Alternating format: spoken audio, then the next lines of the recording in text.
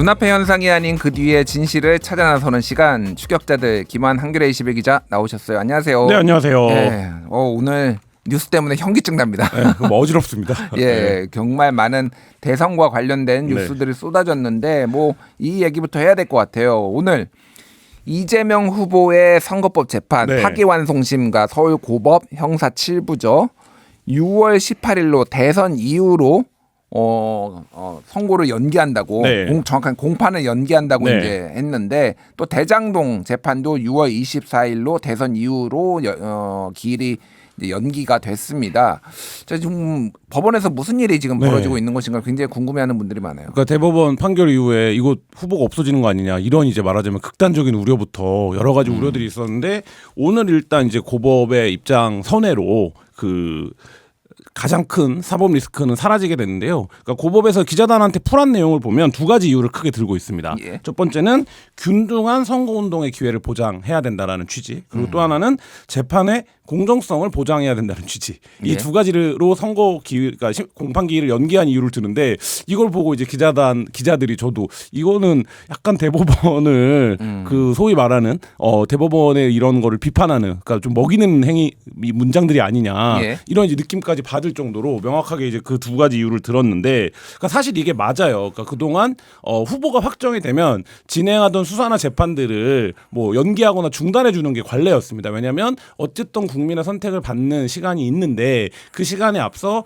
사법부나 이제 수사기관이 개입하는 모양새가 되면 그 자체로 이제 공정하지 않다라는 비판을 받을 수 있기 때문에 뭐 그게 관례였는데 그 관례가 옳으냐 그러냐 뭐 이런 논쟁은 변론으로 치더라도 그러니까 민주당 쪽에서 계속 그 부분을 요구해 왔거든요. 그리고 이제 뭐 달력 같은 것까지 제시하면서 이제 선거운동 기간 중에서도 계속 이렇게 재판 일정이 진행되는 게 맞느냐 이 부분에 대한 문제 제기를 해왔는데, 일단 법원이 이를 수용하면서 이번 대선 판의 가장 큰 이제 말하자면 안개 요소였던 이재명 후보의 어떤 사법 리스크는 이제 해소가 된 것으로 보입니다. 그렇군요. 그래서 이제 민주당 쪽에서는 일단은 이제 서울고법 측에 지금 공직선거법을 다루는 서울고법 측에 15일 잡혀있던 공판을 연기하지 않으면은 그거를 데드라인을 12일까지 줬고 그럴 경우에는 이제 여러 가지 뭐 방안들이 나올 수 있다. 뭐 이런 얘기가 있었는데 그게 뭐 대법관 탄핵, 뭐 서울고법 3명의 부장판사 탄핵 뭐 등등등의 얘기가 나왔잖아요. 그러면 민주당 쪽에서도 그럼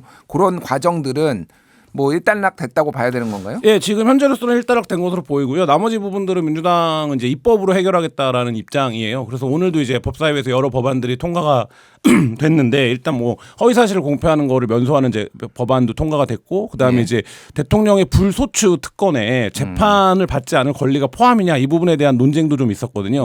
그것도 이제 형사소송법상의 명문 규정을 두어서 정리하는 걸로 이제 입법이 됐기 때문에 사실 이렇게 되면 6월 3일 대통령 선거가 끝나면 이제 말하자면 정권이 교체된다라고 하면 그 법안에 대한 거부권을 행사하지 않을 것이기 때문에 사실 그 부분은 일단락된 것으로 보입니다. 그렇군요.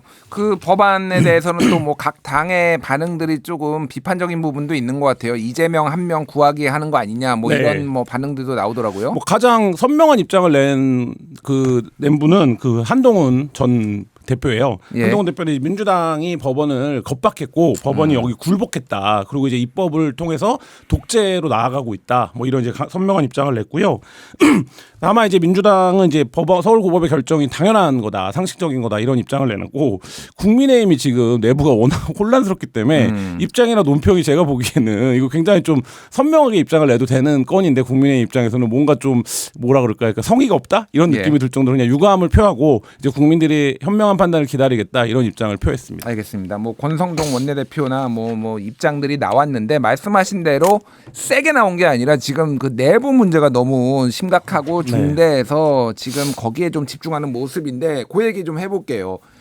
자, 이제 어제부터 뭐 지금 오늘까지 현기증 날 정도로 지금 국민의힘에서 많은 일들이 벌어지고 있는데, 어쨌든 어제 지금 국민의힘의 대선 후보였던 이제 대선 후보인 김문수 후보가 대구 쪽 영남 지역에서 경선을 중단하고 상경을 했는데 그걸 모르고 또 권영세, 권성동 뭐 이런 분들이 또 KTX를 타고 내려가다가 상경한다는 소식을 듣고 대전에서 내려가지고 다시 상경해가지고 김문수 후보 자택으로 찾아갔는데 만나지를 못하고 그러면서 김문수 후보는 오늘 6시 지금 이 시간이네요. 네. 한덕수 후보랑 독대에서 네. 다른 사람 다 빠져라. 내가 이거 단일화에 대해서 논의하겠다 이런 얘기도 했고. 네. 근데 그 와중에 지금 한덕수 뭐 예비 후보는 네. 기자회견을 통해서 11일까지 단일화가 안 되면은 나는 등록하지 않겠다. 네. 사퇴하겠다. 뭐 요런 정도로 그러니까 대충만 정리한 게 요 정도예요, 지금. 그 진짜 예. 설명하시는 것만으로도 숨가쁜 상황인데요. 예. 뭐 그 외에도 여러 가지가 있지만 이제 찬찬히 짚어보죠. 이제 김문수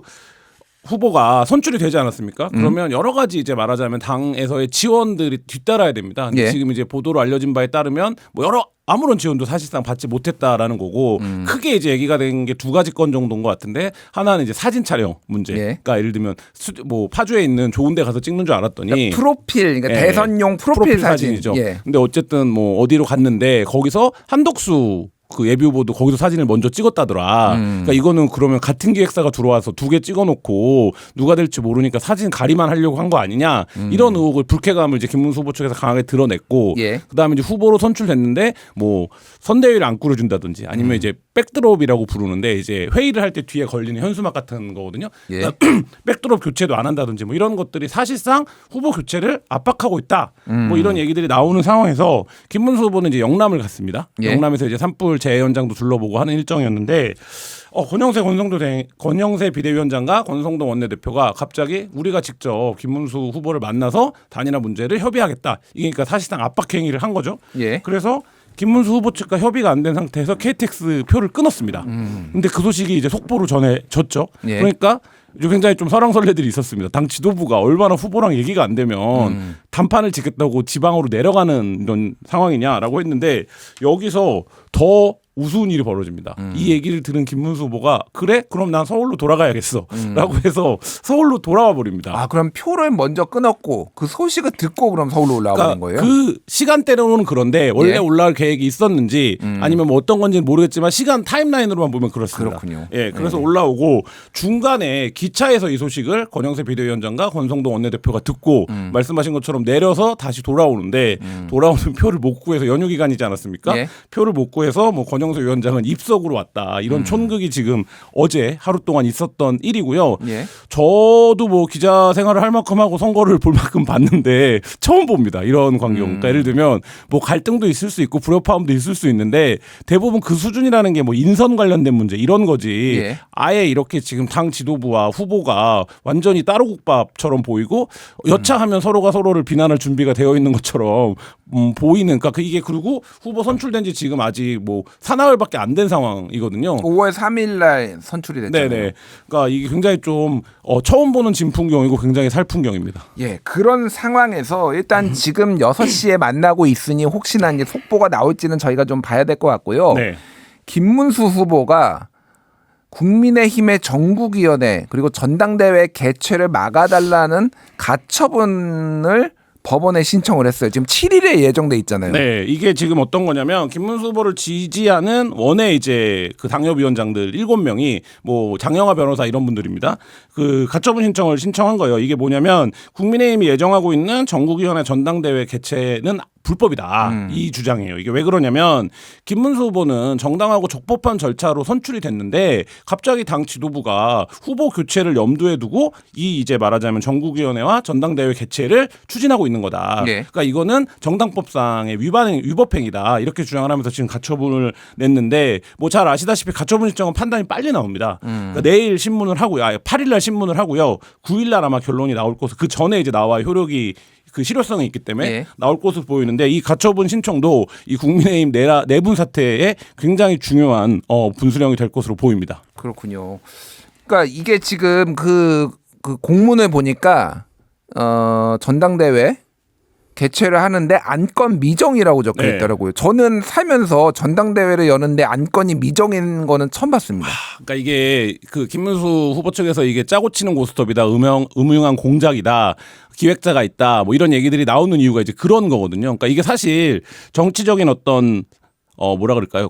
관례? 상도위 이런 거에 굉장히 어긋나는 지금 일들이 계속 이뤄지고 있는데 예. 말씀하신 것처럼 전당대회나 전국위원회를 하려면 반드시 왜 이거를 개최하는지에 대한 소집 안건이 있어야 되거든요. 근데 지금 소집 안건이 미정인 상태에서 대선 후보를 뽑았는데 이거를 한다. 그러니까 이게 가처분 신청이 제기된 이유가 거기에 있는 거거든요. 그러니까 예. 이게 사실상 후보 교체를 하기 위한 이 전당대회다. 이 주장을 지금 하고 있는 거거든요. 그러면 당 지도부나 이 전당대회를 소집한 쪽에서 그게 아니다. 전당대회 안건은 원래 이런 거다라고 이제 밝혀줘야 되는데 그걸 지금 못 밝히고 있는 상황이거든요. 예. 그렇게 되면 저는 이 가처분 신청이 인용될 가능성이 상당히 높지 않나 이렇게 이제 조심스럽게 전망도 됩니다. 그렇군요. 또 이제 당무 우선권을 놓고 여러 가지 논쟁이 있는데 어쨌든 국민의힘 당원당규상 대선 후보가 당무 우선권 그러니까 사실상 당대표의 역할을 하고 이런 여러 가지 사안을 판단할 수가 있는 거잖아요. 근데 지금 이 전국위원회나 전당대회는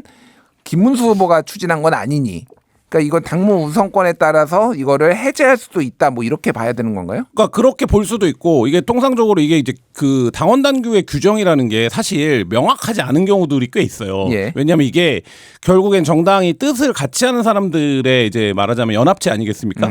그렇기 때문에 당원 당규를 아주 뭐 엄밀하게 적용하는 사항은 그 자체로 갈등이기 때문에 해석의 차이가 늘 있는데 저는 상식적으로 보면 당무 우선권이 그러니까 대통령 후보에게 있다라는 것만으로도 김문수 후보가 이거를 이제 말하자면 안 하겠다라고 할 수 있을 것 같은데 왜냐하면 당무에 대한 우선적 판단할 권한이 있는 거잖아요. 근데 지금 반대 얘기도 국민의힘에서 나오거든요. 그러니까 무슨 얘기냐면 당 지도부가 후보가 어떤 절차상의 문제나 뭐 흠결이 있다고 판단하면 후보를 교체할 수 있는 권한이 말하자면 비대위에 있다라는 얘기도 동시에 나오고 있거든요. 후보 교체 권한이 비대위에 있다. 네네. 그러니까 그것도 당원 당규에 있다라는 얘기도 같이 나오고 있거든요. 예. 그러니까 그런 상황으로 보면 지금 어쨌든 규정된 당무 우선권을 김문수 후보가 못 쓰고 있다. 이게 이제 말하자면 핵심인 것 같아요. 근데 이제 이게 앞서 말씀드렸던 가처분 신청에서는 아마 다 터질 겁니다. 그러니까 예. 이 당무 우선권의 범위, 그 다음에 지금 지도부가 하고 있는 것들이 이 권한을 침해하는지 침해하지 않는지 이게 다 터질 거기 때문에 좀 결과를 지켜봐야 될 것 같습니다. 그렇군요. 알겠습니다. 일단 오늘 그 직전에 네. 지금 뭐 1시간 정도 전이었던 것 같은데 한덕수 좀 예비 후보가 네. 지금 성명을 발표를 하면서 평생 뭐 권력에 관심이 없었다 뭐 이런 문장으로 시작을 했어요. 네. 그래가지고 중요한 거는 단일화가 되지 않으면 11일 이전에 그러니까 공식 후보 등록일이죠. 이번 주 일요일이네요. 단일화가 그때까지 되지 않으면은 등록하지 않겠다. 이거는 좀 어떻게 해석을 해요? 배수의 진을 친 건가요? 아니면 뭐 어떻게 봐야 되나요, 이거를? 그러니까 이게 지금 상황이 누구에게 명분이 있고 누구에게 시간이 누구 편인지를 사실 보여주고 말았는데요. 결과적으로. 예. 그러니까 말씀하신 것처럼 해석은 배수의 진을 쳤다. 11일 전에 단일화하자. 이렇게 이제 그 해석이 될 수 있지만 이걸 이제 정치는 어쨌든 행간이고 뒤집어서 생각을 해보면 11일까지만 김문수 후보가 버티면 한덕수 후보는 안 나오겠다라는 얘기가 아닙니까? 예. 그러면 김문수 후보가 버틸 수 있는 방법은 제가 언뜻 생각해도 한 10가지는 넘을 것 같아요. 그러니까 11일까지 시간을 끌 수 있는 방법은. 예. 왜냐하면 단일화 룰 협상이라는 건 굉장히 미묘하고 복잡한 사항입니다. 예를 들면 지난번에 그 단일화 협상을 할 때마다 늘 깨지는 게 뭐냐면 질문을 어떻게 짤 거냐를 갖고 굉장히 오래 다투거든요. 예. 근데 이제 말하자면 여기서는 지금 뭐 한덕수 후보는 모든 걸 국민의힘에게 위임하겠다라고 했는데 예. 결국엔 김문수 후보가 나는 한덕수 후보는 지금 절차적인 정당성이 없다. 근데 우리가 만약에 지금 이제 국민의힘에서 얘기되는 반 이재명 텐트 빅텐트를 치자라고 하면 다른 주자들이 들어와야 되기 때문에 내가 다른 주자들과 협상을 해보겠다라고 하면 또 그걸 막을 명분도 사실 없거든요. 예. 뭐 그렇기 때문에 지금 오늘 한덕수 예비 후보의 기자회견은 역설적으로 11일까지는 김문수의 시간이고 김문수 후보가 버티면 한덕수 후보는 어떻게 해야 할 재간이 없다. 이거를 좀 역설적으로 드러낸 게 아닌가 싶습니다. 그렇군요. 그런데 이제 저도 이제 정치를 오랫동안 봐왔는데 네. 보통 단일화 협상을 하면은 A 후보와 B 후보 측에서 이제 네. 뭐 몇 명씩 와가지고 뭐 단일화 그쵸. 룰을 이제 결정하는 뭐 단일화 추진 협의회 같은 거 만들어가지고 거기서 조정을 하잖아요. 근데 지금 모양새는 국민의힘에 1임을 했으면은 국민의힘의 당 지도부와 김문수 후보 측이 만나가지고 단일화 룰을 결정하는 저는 이런 거를 처음 보거든요. 그러니까 굉장히 뭐 12.3 이후에 12.3 내란 사태 이후에 예. 뭐 굉장히 뭐 처음 보는 풍경들이 많지만 말씀하신 대로 처음 보는 풍경이고요. 단일화 협상은 크게 두 가지입니다. 그러니까 실무자들끼리 협상을 통해서 단일화 룰을 합의를 하고 그 단일화 룰대로 이제 단일화하는 과정을 밟는 게 하나 있고 또 한 가지 하나의 단일화는 뭐 이게 한국 정치에만 있는 풍경인데 덩치가 큰 후보가 예. 상대 후보를 막 압박합니다. 역사의 죄인이 될 것이냐, 막 이렇게 압박을 해요. 패배하면 너 때문이다라고 막 압박을 하고 여론전을 펼치면 결국엔 그 후보가 사퇴하는 방식으로 단일화가 되는 경우가 있고 그게 지난번 윤석열 안철수 단일화가 이제 그런 모양새가 됐거든요. 예. 그러니까 실무 협상은 깨졌는데 결국엔 이제 안철수 후보가 막판에 그 사퇴하는 것으로 이제 결론이 났는데 후보 간의 결단으로 이루어지는. 그렇죠. 예, 예. 근데 이제 그거는 합의된 룰이 없기 때문에 한 후보가 사퇴하는 방식밖에 없습니다. 사실. 근데 이제 지금 단일화는 제가 보기에는 그 방식만 남아 있는 것 같은데 뭐 김문수 후보와 국민의힘 지도부가 합의할 가능성도 뭐 없지는 않지만 지금 벌어진 이제 뭐 감정적인 고를 보면 이게 하루 이틀 사이에 합의할 수는 쉽지 않을 것 같고 김문수 후보 입장에서는 절차적 정당성을 갖고 뽑혔는데 공당에서 예. 이거를 말하자면 그러니까 뭐라 그럴까요? 절차적인 것에 넘어서는 것을 합의해줄 사실 이유도 명분도 없거든요. 그러니까 이제 그 부분이 지금 좀 지렛대로 작동하고 있는 것 같습니다. 지금 현재 이 시간에 김문수, 한덕수 두 사람이 이제 후보가 예비 후보들 후보 아니면 예비 후보가 만나고 있는데 오늘 김문수 후보는 또 지금 같이 경선을 했던 사람들, 당내 인사들을 또 경선 주자들의 또 전화 통화를 하거나 만났어요. 그 왜 만난 거고 무슨 내용이 지금 나온 겁니까? 그러니까 지금 국민의힘 후보들 입장에서는 지금 여러 후보들의 입장이 언론에도 공개가 됐지만 사실 이제 김문수 후보를 지지하는 입장들도 꽤 있거든요. 특히 대표적으로 홍준표 후보가 그 페이스북에 긴 글을 써서 지금의 상황에 대해서 이제 얘기를 했는데 음모한 공작이 있었다라는 겁니다. 그러니까 예를 들면 당 바깥에 있는 한덕수 후보를 세우기 위한 공작이 있었고 그게 이제 일부 시사 방송들에서 나왔던 뭐 어떤 국회의원들의 위장 취업 이런 얘기들인데 그게 있었고 그 순간부터 김문수 후보가 그걸 이용해서 이제 뭐 김덕수 인 것처럼 행세를 하고 다니면서 국민의힘 지지자들을 모았고 그래서 결국에 이제 본인을 제치고 후보가 됐는데 그 상황을 지금 김문수 후보가 역이용하고 있는 거다. 근데 이거를 김문수 후보가 역이용하지 말란 법이 있냐 이렇게 홍준표 후보는 상황을 해석하고 있거든요. 뭐 그런 상황이고 한동훈 후보 역시도 이걸 굉장히 좀 비판적인 입장을 내고 있고 그다음에 기본적으로 정치를 정당에서 오래 하신 분들은 이 부분에 대해서 김문수의 손을 들어줄 수밖에 없는 상황이 있어요. 왜냐하면 정당에서 당원들의 선택을 받아서 뽑혔는데 그 외부에 있는 무소속 후보와 단일화를 그냥 무조건 거의 사실상 모든 걸 내주는 방식의 단일화를 해라라고 이제 얘기하면 사실 정당 정치의 기본 원리에 어긋나거든요. 그리고 또 한 가지.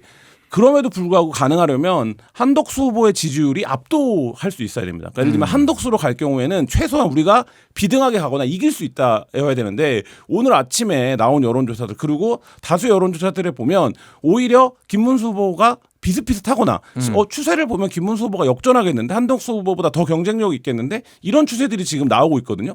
그렇기 때문에 사실 이게 뭔가 압도의 명분이 없기 때문에 좀 더 어려운 것 같습니다. 그렇군요. 뭐 여러 저희가 수치는 언급하지 않겠지만은 어쨌든 크게 보면은 오차범위 내에서 경합하는 게 더 많다 이 정도로 이제 말씀을 하신 것 같은데, 근데 윤희숙 여의도 연구원장 같은 경우에는 후보 교체 얘기까지 지금 해가지고 굉장히 일파만파. 결국은 이제 크게 보면은 여의도 연구원장도 당 지도부기 때문에 당 지도부가 그러면은 김문수 후보를 결국은 단일화에 미온적인 거, 약속을 안 지킨 것에 대해서 불만해가지고 아예 그냥 끌어내리려고 하는 거 아니냐? 그거는 어떻게 가능한 시나리오인가요, 그게?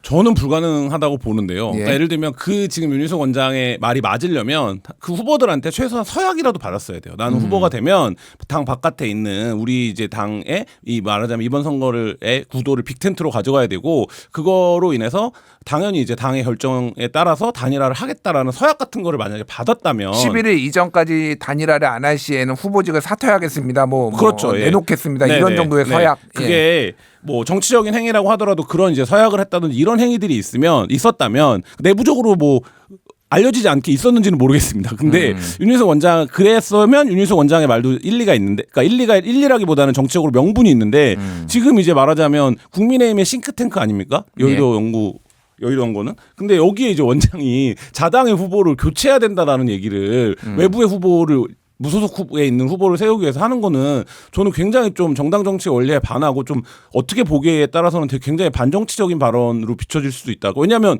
그러면 김문수 후보가 당장 되묻고 있는 거 아닙니까? 그럼 경선을 왜 한 거냐 당원들이 참여하는 뭐 이런 질문에 이제 직면할 거기 때문에 저 뭐 굉장히 좀 논란만 가열되고 있다 이렇게 보여집니다. 그렇군요. 그러니까 많은 사람들이 또 궁금한 게 어떻게 그렇게 김문수 후보의 그 말을 믿은 거냐 그러면 이 당 지도부는 그게 한덕수 총리와의 단일화가 그렇게 중요한 문제면 어떻게 그 말만 믿고 한 거냐 김문수한테 속은 거냐 네. 뭐 여러 가지 얘기가 나오고 뭐 옛날에 고문도 버텼던 사람이라서 네. 뭐 끝까지 버틸 거다 막 별 얘기가 다 나와요. 네. 좀 어떻게 보십니까? 그거는? 노동운동 뭐 SNS 상에서는 노동운동 후에 30년간 암약해서 드디어 예. 그 당을 파괴할 힘을 가졌다 뭐 이런 얘기까지 지금 그건 뭐 농담식으로. 예, 예. 짤로 나오고 있는데 그만큼 미스터리한 상황인 거죠. 근데 생각해 보면 김문수 후보가 급부상하지 않았습니까? 12.3 내란 사태 이후에 예. 그 전까지 김문수 노동부 장관이 대선 후보라고 생각하는 사람 많지 않았을 거예요. 그리고 정치적인 성향이나 이념도 보면 국민의힘보다 훨씬 더 오른쪽에 있었던 그 이력이 있지 않습니까? 최근 정광훈 이력으로 씨랑 보면. 예전에 네. 같이 당도했죠. 네, 근데 어쨌든 김문수 후보가 그렇게 급부상한 이유는 그러니까 그나마 이제 말하자면 윤심이라고 해야 될까요? 친윤들이 보기에 본인들의 어떤 이제 권력이 유지되는 선에서 지지율이 어느 정도 나오는 후보로 선택된 이런 상황이었거든요. 그러니까 당연히 이제 그런 구도에서 서로 이심전심으로 왔기 때문에 우리의 기획 말하자면 의도나 이런 것들을 후보가 되더라도 관철할 수 있을 거라고 생각을 했는데 예. 한국 정치만의 특징은 아니겠지만 어느 나라에서나 대선 후보가 되면 후보를 중심으로 한 큰 구심력이 발생하기 시작합니다. 예. 그러니까 지금 김문수 후보 옆에서 주요한 스피커로 활동하고 있는 뭐 김재원 전 의원이나 뭐 차명진 전 의원 같은 의원들의 발언을 보면 전혀 그거에 응해줄 생각이 없거든요. 그러니까 어쨌든 후보를 뽑혔고 후보가 된 이상 후보 중심으로 그러니까 그걸 당무 우선권이라는 세련된 말로 표현하지만 후보가 정치력을 발휘하는 대로 가는 거거든요. 그러니까 그 상황에 대해서 너무 좀 간과했다. 예. 판단을 나이브하게 했다. 그러니까 이런 생각이 듭니다. 그렇군요.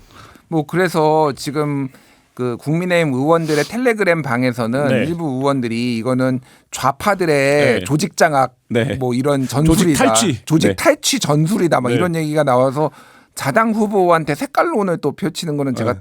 태어나서 처음 봐가지고. 그러면 그 논리대로 하면 예. 그 조직을 하던 분들은 좌파를 그 자기 당에 국민의 보수 정당에 대선 후보로 만들었다는 건데 그 자체가 김문수 캠프에 있던 분이었어요. 네, 그 맞아요. 말을 핵심 한 관계자였습니다. 예, 예. 근데 그 자체가 약간 궤변적인 논리고, 그러니까 이 상황에 대해서 지금 국민의힘 내부가 얼마나 비분관계하고 있는가. 이거는 근데 반대로 얘기하면 이게 철저한 기획과 시나리오대로 움직여져 있는데 마지막에 지금 엔딩씬이 달라지는 상황이 되는 거에 대한 화 아니겠습니까? 예. 그러면 사실 홍준표 후보가 얘기했던 이게 음흉한 공작이 있었다라는 얘기를 스스로 이제 말하자면 입증하는 증명하는 꼴이라고 볼 수도 있습니다. 홍준표 시장은 그 SNS에 쓴 게 윤석열 대통령이 지금 배후에 있는 것처럼 얘기를 하면서 네. 당무에 손을 떼라 이런 얘기도 하거든요. 그러니까 나라도 망치고 당도 망쳤다라고 예, 얘기를 예. 하는데, 그러니까 뭐 지금 그렇게 보는 시각들이 있는 것 같아요. 근데 뭐 한덕수 후보는 그거에 대해서 강하게 반발하면서 그 얘기를 했던 평론가를 이제 고소하겠다 이런 입장도 밝혔는데, 제가 그 앞에 있었어요. 네네. 고소당하는 거. 그러시군요. 예. 근데 이제 이게 뭐 모르겠습니다. 이거를 보이는 손이라고 해야 될지 보이지 않는 손이라고 해야 될지 모르겠는데 누가 보더라도 그러면 왜 이러는 거냐. 이거를 놓고 보면 그러니까 거기서 핵심적으로 나서고 있는 의원들이나 뭐 정치적인 동기를 보더라도 윤심이 작동하고 있다. 이렇게밖에 판단할 수 없는 상황으로 흘러가고 있습니다. 알겠습니다. 시간이 다 됐는데 요거 하나만 여쭤볼게요. 그럼 앞으로 어떻게 될 것 같아요? 일단은 이제 이번 주가 분수령이잖아요. 네.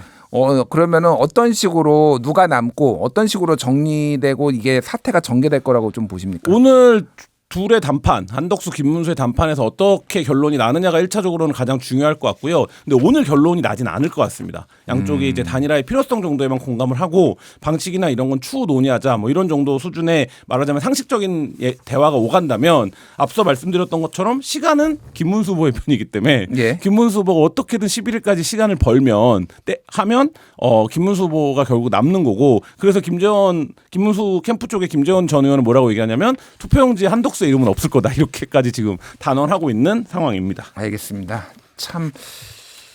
뭐 여러 가지 평가가 네. 있겠지만은 너무 이례적인 상황 그리고 네. 정당 정치를 훼손하는 거 아니냐는 네. 우려들이 많이 나오는 상황을 지금 우리나라 유권자들이 어떻게 보실지 참 걱정입니다. 예, 추격자들 이렇게 마무리하겠습니다. 김한 기자 감사합니다. 네, 감사합니다.